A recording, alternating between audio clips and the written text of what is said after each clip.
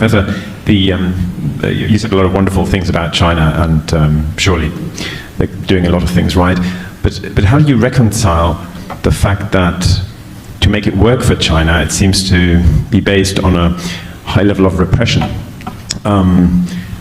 environmental destruction, censorship, a certain ideological stubbornness? I mean, we've spoken about Hong Kong, the Uyghurs.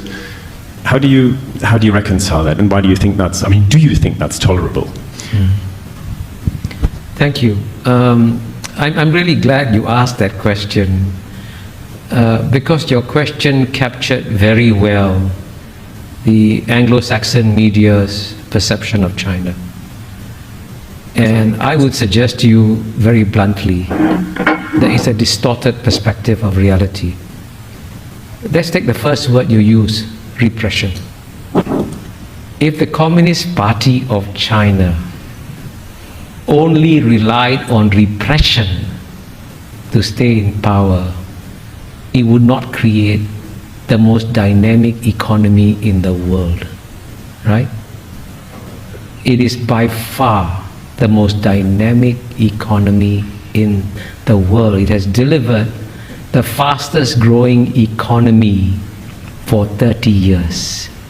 And it has done this by educating the Chinese people to a level and extent that the Chinese people have never been educated ever before. And you say it's repression? You obviously are taking the old Cold War mindset. I was in Moscow in 1976, and I saw repression in Moscow. And when I was in Moscow, the Soviet citizens were not allowed to travel outside the Soviet Union. That's repression. In the year 2019, 139 million Chinese left China freely. Guess what? Zero defectors. 139 million Chinese, right? That's twice the population of the UK. Went back to China.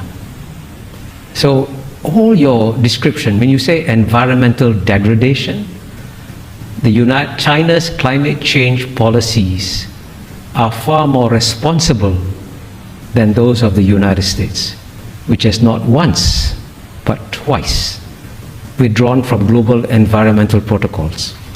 Kyoto Protocol, the Bush administration left 8 years. Paris Accords, Trump administration left 4 years. And you know what? The reason why we're having climate change today is not because of new flows of greenhouse gas emissions from China and India. It's because of what the Western countries have put in the atmosphere since the Western Industrial Revolution. Get the data. The single largest contributor cumulatively, right, is number 1 United States, number 2 Europe, number 3 China, right? And the West wants China to pay an economic price for the current flows, but the West doesn't want to pay an economic price for what it put in the atmosphere. You want to deprive the Indians of electricity when the United States could just, by the way, if the United States could impose $1 a gallon tax, that would save the world. Cut down gasoline consumption, raise money for investment in green technology. Simple solutions. And by contrast, the largest reforestation program in the world is carried out by China. It has already reforested an area the size of Belgium or bigger, right? So all your descriptions capture the natural distortions of China that you get in the Anglo-Saxon media, which violate the rules of the Enlightenment, which say that you must be rational, calm, and objective, especially in understanding your adversary. And if the Chinese were as stupid and as incompetent as you describe them to be, don't worry about them. But I can assure you, you are now dealing with a far more intelligent and rational actor that doesn't fit any of the Anglo-Saxon categories that you applied to them. Please forgive my bluntness. 抖音